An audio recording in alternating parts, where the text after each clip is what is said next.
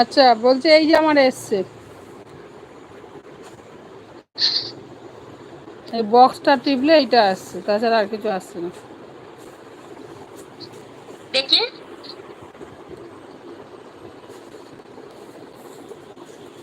তোমার আসছে না কেন, আমি তো বুঝতেই পারছি না।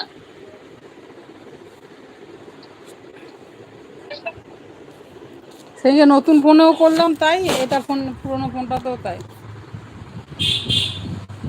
অথচ দেখো আমাদের চলে আসছে। মাইক বন্ধ করো।